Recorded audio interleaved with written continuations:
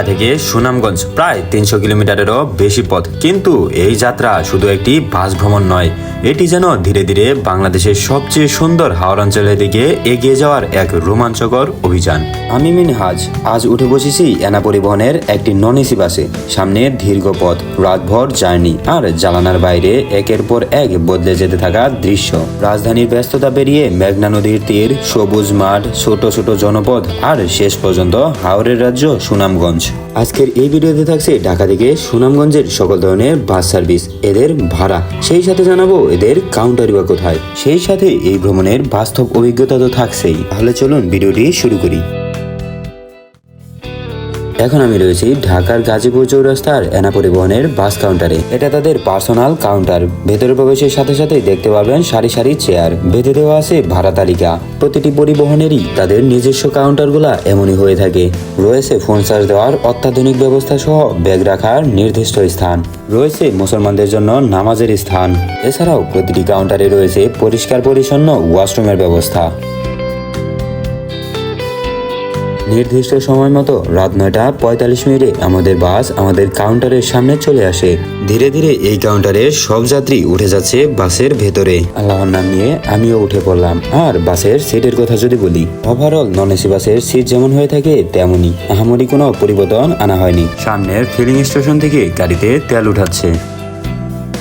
অবশেষে উঠে পড়লাম বাসের ভেতরে। দেখি আজকে যাত্রাটা কেমন হয়, আর সেই সাথে বাস্তব অভিজ্ঞতাটাই আপনাদের সাথে শেয়ার করার চেষ্টা করব ইনশাআল্লাহ। ব্যস্তময় ঢাকা শহরে যানজট ঠেলতে ঠেলতে আমাদের বাস ছুটে চলছে টুঙ্গির উদ্দেশ্যে। মাঝে মাঝে এদের নিজস্ব কাউন্টারগুলো থেকে যাত্রী উঠাচ্ছে, এবং এই বাসের শেষ কাউন্টার হচ্ছে টুঙ্গিতে। ঘন্টাখানিক যাওয়ার পরে আমরা চলে এসেছি টঙ্গী বাস স্ট্যান্ডে। এইটাই আমাদের শেষ কাউন্টার। যাত্রীরা তাদের বড় বড় লাগেজ এবং মালামালগুলো বক্সে দিয়ে দিচ্ছে। অবশেষে আমাদের বাস সরাসরি চলতে শুরু করলো সরাসরি সুনামগঞ্জের উদ্দেশ্যে। আজকে আমাদের রুট ম্যাপ হচ্ছে নরসিংদী, ভৈরব, শায়েস্তাগঞ্জ, সিলেট হয়ে সুনামগঞ্জ। এখন টুঙ্গী থেকে মীরের বাজার যাওয়ার জন্য রেল লাইন পার হচ্ছি।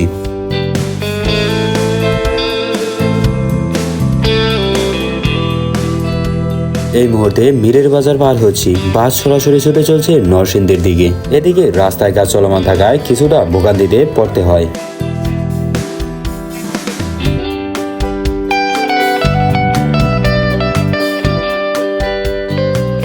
এখন বলি ঢাকা থেকে সুনামগঞ্জ রুটে কোন কোন বাস চলে। অনেকেই জানতে চান ঢাকা থেকে সুনামগঞ্জ যাওয়ার জন্য কোন বাস সবচেয়ে ভালো। বর্তমানে এই রুটে নিয়মিত চলাচল করছে এনা পরিবহন, হানিফ এন্টারপ্রাইজ, শ্যামলী পরিবহন, বেঙ্গল পরিবহন এবং মামুন এন্টারপ্রাইজ। এদের মধ্যে এনা পরিবহন সব থেকে জনপ্রিয় সার্ভিসগুলোর মধ্যে একটি। এছাড়াও হানিফ ও শ্যামলী পরিবহনও দীর্ঘদিন ধরে এই রুটে নিয়মিত যাত্রী সেবা দিয়ে আসতেছে।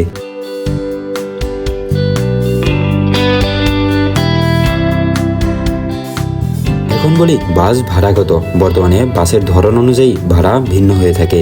এই সময়ে ঢাকা থেকে সরাসরি সুনামগঞ্জের বাস ভাড়া নন এসি বাসে 850 টাকা। আর আপনি যদি আমার মতো অনলাইন থেকে টিকিট কাটেন তাহলে আরো 55 টাকা সার্ভিস চার্জ কাটবে। আর এই রুটে এসি বাস ভাড়া 1200 থেকে 1500 টাকার মধ্যে পরিবহন ভেদে হয়ে থাকে।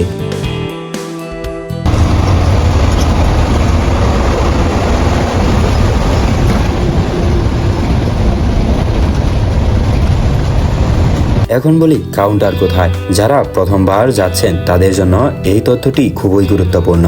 ঢাকার আরামবাগ, ফকিরাপুল, হায়দ্রাবাদ, যাত্রাবাড়ি, মহাখালী এবং কিছু ক্ষেত্রে গাবতলী এলাকা থেকেও এসব বাস ছেড়ে যায়। তাছাড়াও আপনি আমার মতো নিকটস্থ কাউন্টারে খোঁজ করতে পারেন, যেমন গাজীপুর, টঙ্গী, আব্দুল্লাপুর ইত্যাদি। তাই টিকিট বুকিং এর আগে আপনার কাছাকাছি কাউন্টার নির্বাচন করে নিলে যাত্রা আরো সহজ হবে। ধীরে ধীরে রাজধানী কোলাহল পিছনে পড়ে যাচ্ছে। জানালার বাইরে দেখা যাচ্ছে আলোকিত ফ্লাইওভার, ব্যস্ত মহাসড়ক আর অসংখ্য যানবাহনের সারি।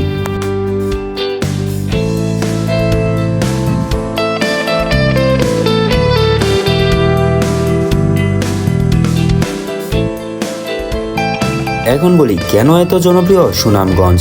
এখন প্রশ্ন হচ্ছে মানুষ এত কষ্ট করে কেন সুনামগঞ্জ যায়। উত্তর একটাই, প্রকৃতি। বাংলাদেশের হাওর অঞ্চলে সবচেয়ে বিখ্যাত জেলা হচ্ছে সুনামগঞ্জ। এখানেই রয়েছে টাঙ্গুয়ার হাওর, নীলাদ্রি লেক, বারিক্কা টিলা, শিমুল বাগান, জাদুকাটা নদী এবং ভারতের মেঘালয় সীমান্ত ঘেঁষা অসাধারণ প্রাকৃতিক সৌন্দর্য। বর্ষাকালে পুরো অঞ্চল যেন এক বিশাল সমুদ্রে পরিণত হয়, আর শীতকালে হাজার হাজার অতিথি পাখির আগমনে হাওর হয়ে ওঠে পাখির স্বর্গরাজ্য।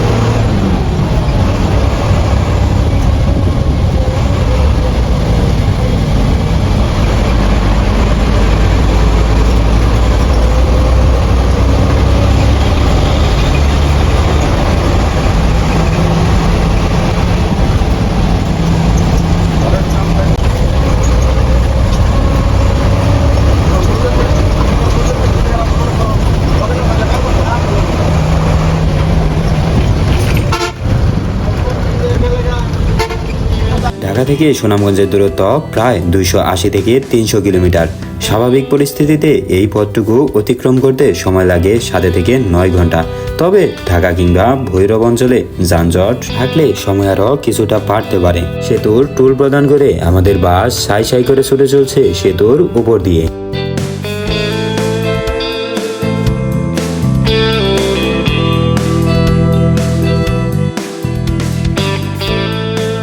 প্রায় 3 থেকে 3.5 ঘন্টা টানা যাত্রার পর আমাদের বাসটি যাত্রাবিরতির জন্য থামতে হলো ঢাকার বাইরে একটি অপরিচিত বিরতি কেন্দ্রে। দীর্ঘ ভ্রমণে এমন একটি বিরতি সত্যি স্বস্তি এনে দেয়। যাত্রীরা কেউ হাত মুখ ধুয়ে নিচ্ছে, কেউ চা কফি খাচ্ছে, আবার কেউ রাতের খাবার সেরে নিচ্ছে। আমাদের আজকের যাত্রাবিরতি হচ্ছে হোটেল রাজমণি। তবে একটি বিষয় খেয়াল রাখবেন, এই রুটের অধিকাংশ বাস সাধারণত আশুগঞ্জ, ভৈরব, শায়েস্তাগঞ্জ বা মাধবপুর এলাকার হাইওয়ে রেস্টুরেন্টে যাত্রাবিরতি দেয়। যাই হোক, 20 মিনিটে যাত্রাবিরতি শেষ করে আবারও উঠে পড়লাম বাসে। ব্যক্তিগত পরামর্শ অনুযায়ী যাত্রাবিরতির পরে ঘুমিয়ে যাওয়াই শ্রেয়।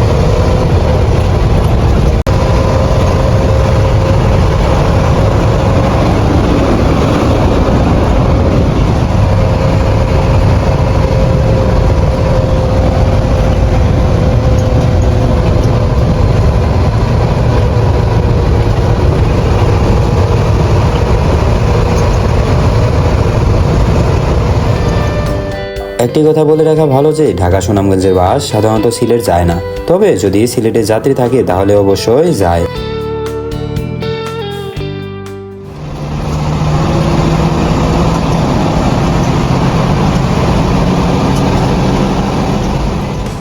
আর আজকে আমাদের বাসটি সিলেট হয়েই সুনামগঞ্জ যাচ্ছে।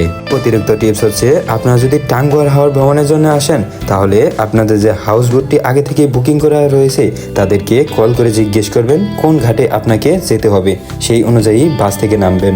আর আমাকে যেতে হবে সাহেববাড়ি ঘাটের উদ্দেশ্যে, যার অবস্থান সুনামগঞ্জ শহরের সাথেই। আজকে আমাদের সর্বশেষ গন্তব্য সুনামগঞ্জ এনা বাস কাউন্টারে এসে আমরা নেমে যাই এবং 20 টাকা রিক্সা ভাড়া দিয়ে চলে যাচ্ছি সাহেববাড়ি ঘাটের উদ্দেশ্যে। আজকের মতো এই ভিডিওটি এখানেই শেষ। দেখা হচ্ছে অন্য নতুন কোনো ভিডিওতে। সে পর্যন্ত ভালো থাকবেন, সুস্থ থাকবেন।